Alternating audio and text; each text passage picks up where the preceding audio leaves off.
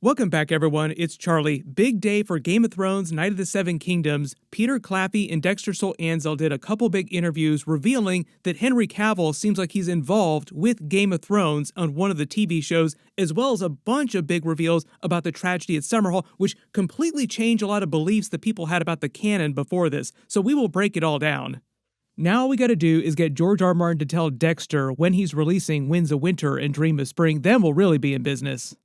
There have been so many rumors about Henry Cavill being involved with the Game of Thrones universe for a long time. People want to see him as Aegon the Conqueror because they're developing a series and possible movies around that lore. There are a lot of people online that saw the clip of them revealing Henry Cavill and thinking that he was meant to be cast as Daemon Blackfyre for Blackfyre Rebellion stuff that's happening in Night of the Seven Kingdoms specifically. But when you actually watch the clip of them talking about Henry Cavill in the Game of Thrones universe, there's no actual mention of Daemon Blackfyre specifically or Blackfyre Rebellion or which TV show even it would be, if it would be Night of the Seven Kingdoms or some other show.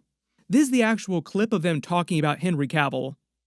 Yeah, sorry, yeah. No, do you think we can say that he... I asked and they said it was cool. No, do you think we can say that Henry Cavill... No, God, no, don't say that. Sorry, you didn't hear that.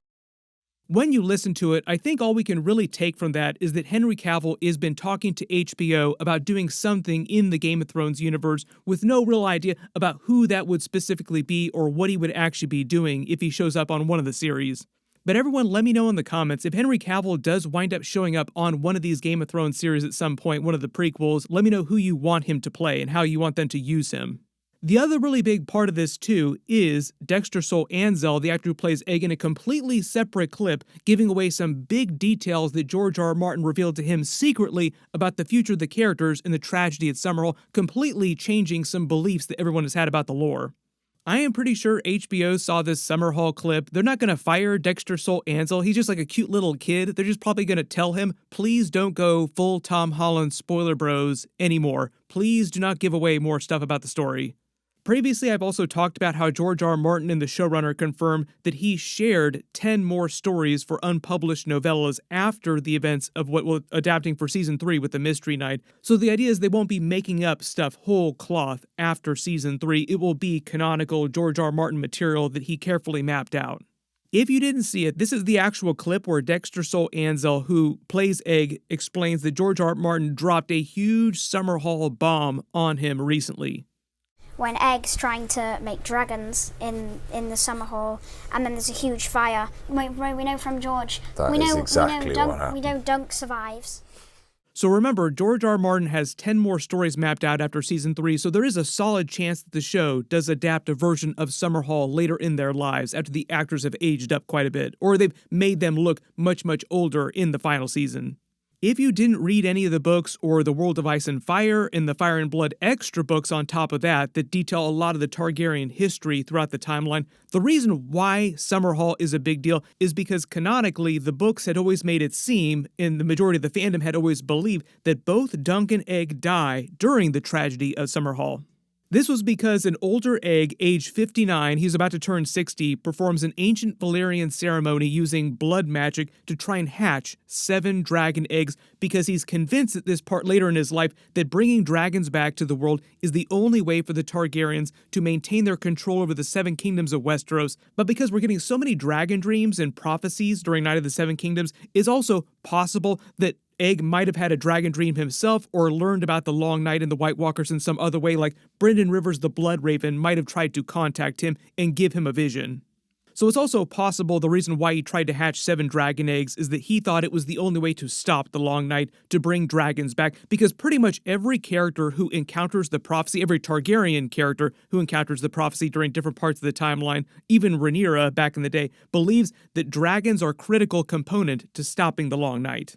So far, the books have never fully explained what exactly causes Egg's ceremony to go badly, but the ensuing fire, because dragons need fire to hatch in addition to magic, blood magic at this point in the timeline, it's implied that something goes very, very wrong with the blood magic ceremony, and it causes the fire to burn down Summerhall, which was the Targaryen summer home, along with a large portion of Egg's family, and previously, because of a late 60s, early 70s age Dunk was there with Egg, it was implied, and a lot of the fandom had believed, that he died during the fire too, trying to save everyone. This is why the Maesters then called it the tragedy at Summerhall, because it killed a large portion of the royal family. It was a complete disaster. While the fire was happening, Aegon's grandson, Rhaegar Targaryen, is also born on that same day, while the fire is actually in the middle of happening. So this is also why Rhaegar eventually thought that he was the prince who was promised, because of the circumstances of his birth. Now what's happened is Dexter Sol Anzel, who plays Aegon, is revealing George R. R. Martin told him personally that Dunk survives the tragedy of Summerhall, but doesn't say what happens to Dunk after that. And doesn't say what happens to Aegon as well, although I think it's largely implied that Aegon does wind up dying. We know from George. A lot of you saw this and also clocked that it also makes the prophecy about Summerhall that the fortune teller and in the dragon dream that Daeron tells Dunk way more accurate in context. The fortune teller told Aegon that he will become king eventually, then he'll die in a fire, and people will rejoice at his death. Now, he was just freaking out because he's like, wait a minute, I'm going to be king and then die in a fire, and people are going to be happy about it. What's wrong? But because people always misinterpret prophecy, the rejoicing part is because they're rejoicing for the birth of Rhaegar Targaryen. They're not happy that Aegon is dead, although they're probably happy that he wasn't able to hatch 7 new dragons, because you remember, the small folk and the other lords of the realm hate dragons because they don't want the Targaryens to get too powerful to control too many nuclear weapons. Daeron then tells Dunk in his dragon dream he sees a huge dragon falling on top of him, but it's the dragon who dies and he lives. That was both a reference to the coming trial of 7 short term, meaning that a Targaryen will die during this and he will survive. But long term now, this big reveal from George R. R. Martin is that the dragon dream is also a reference to Dunk surviving at Summerhall when Aegon falls on top of him, and he is the Targaryen that dies in that instance. None of the books that have been published so far, any of the extra material like Fire and Blood or World of Ice and Fire, any of the extra stuff, explain what happens to Dunk after Summerhall if he does survive, as George R. R. Martin says. Right after Aegon dies at Summerhall, his son, Jaehaerys II, becomes king, takes the Iron Throne, and then his son, Aerys II, becomes the king after him. He is the Mad King. We know a lot more about what happens later in the timeline because of the main events of A Song of Ice and Fire, Game of Thrones. We know that Brienne of Tarth is canonically Dunk's descendant, and her father is Selwyn Tarth, and he was born 5 years before the tragedy at Summerhall. So working backwards through the timeline, now remember, Dunk was Lord Commander of the Kingsguard when Summerhall happened, and the Kingsguard are forbidden to marry or have children, so there's a big question about how Brienne is descended from Dunk, creating a whole bunch more questions in future seasons of Night of the Seven Kingdoms to answer. The way this makes sense, the way that Brienne becomes his descendant, is that Dunk would have to father a child with someone before he became Lord Commander, and that child would have been Brienne's grandfather or grandmother, just thinking about where it would fall in the timeline. None of the books so far have explained who Brienne's grandparents are, so it's open to theories. But if Dunk survives Summerhall and he's in his late 60s, early 70s, he would still have probably died of old age before the events of the original Game of Thrones series. Maester Aemond, for example, was several years younger than Dunk, and he died just right after the beginning of the main show. Egg. I dreamed that I was old. The only reason why the Three-Eyed Raven, Brynden Rivers, the Blood Raven, lives to be much older than all of them is because of his extra powers as a Greenseer, and the Children of the Forest are helping sustain his body in his tree for all those years, helping prolong his life. And Melisandre is the other good example for this. She's a couple hundred years old during the events of the main series, but that's because of her magic, the magic of the Red Gods sustaining her life. Dunk has none of those things, like he's just a normal person, he doesn't practice magic, so he would have probably died an older man before the events of the main show begin. But where did he go? There's no mention of him joining the Night's Watch, so he probably didn't go to the Wall, and it's possible that he just went off and lived the rest of his life quietly, because the way that we learn about Dunk, the way that George R. R. Martin actually created the whole Tales of Dunk and Egg, is because he was actually creating some more backstory for Brienne during the events of A Song of Ice and Fire, during the early books. During Storm of Swords, Brienne is using Dunk's armor in his shield, the coat of arms that we saw him just get during Night of the Seven Kingdoms Season 1, to disguise herself, so she doesn't use her traditional Tarth sigil, she uses Dunk's sigil because nobody will recognize her. Martin then created this backstory for the character and then fleshed that out into the Tales of Dunk and Egg, but it started out originally just as a small detail for Brienne of Tarth's separate armor that she found inside her father's stores inside his castle. Dunk surviving the tragedy at Summerhall also helps explain some of that timeline too, and how his original armor winds up inside Tarth. Early theory is that even older man Dunk, like late 70s, early 80s Dunk, eventually makes his way to Tarth, and that's how his armor winds up in Tarth. But there's no mention of Brienne talking about actually knowing Dunk himself while he was still alive, so it's possible that he just died a couple years before she was born.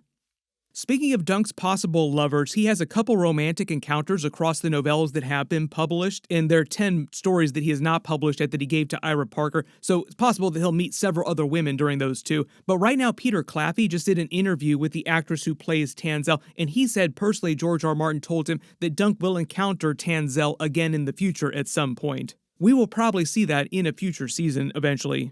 During Book 2, The Sworn Sword, that they're adapting for Season 2 right now, the female main character, Lady Rohan Weber, also becomes another love interest of Dunk's. He doesn't father any children with her or anything like that, but it's just another example that Dunk falls in love with multiple women across the timeline, so it's possible that he does father a child with at least one of them before he became Egg's Lord Commander of the Kingsguard. And Egg doesn't ascend to the Iron Throne and become king as Aegon V until he's 33 years old, and he's only like 11, 12 during the events of Season 1 right now. So that means that Dunk has over 20 years worth of women to encounter and father a child with before he's no longer allowed to by the rules of the Kingsguard. Jaime Lannister is a really good example of a Kingsguard who definitely did not follow the oath of the Kingsguard because he fathered all of his children with Cersei long after he'd been part of the Kingsguard. What's going to happen with the seasons, though, is that we actually know exactly what Season 1, Season 2, and Season 3 are because the books are all out there right now. You can go read those right now if you want to, so you can find out what they're going to be doing during Season 2 and Season 3. It's really after that, with the unpublished material that George R. R. Martin hasn't fully revealed yet, that will get some of these questions answered. For example, most of the stuff that will happen in Episode 5 with the Trial of Seven, the other flashbacks they give for young Dunk in the Blackfyre Rebellion, and the stuff that happens in the finale Episode 6 is mostly just wrapping up the stuff that's happening short-term right here. I'm not expecting to get any big prophecy bombs or anything like that in the final 2 episodes, but we will see. There's been a lot of extra little details that they have added that weren't in the original books. The best example of that is the fortune teller herself, who just shows up and tells them what's going to happen to them at the end of their lives. Everybody post all your reactions in the comments below and your theories about what Dunk is doing after Summerhall if he does survive, as George R. Martin says. So everybody just go into the final 2 episodes with your eyes open for Easter eggs in the background or any special shoutouts that people give. Mostly I'm just really happy at the promise that they're going to be releasing seasons once per year, so I wanted to wait that long to actually get a lot of these real big WTF questions actually answered. Also, thank you, George R. Martin, for revealing 10 more future stories to the showrunner and not waiting till like the last possible minute so they don't have to create a whole bunch of stuff whole cloth. The really big reminder is that Episode 5 is this Sunday. I'll post my video after it releases. Be sure to enable alerts for my channel so you don't miss that. I've already done a couple big trailer videos with a bunch of new footage. Click here and here for all of those. Thank you so much for watching, and I'll see you guys in the next one.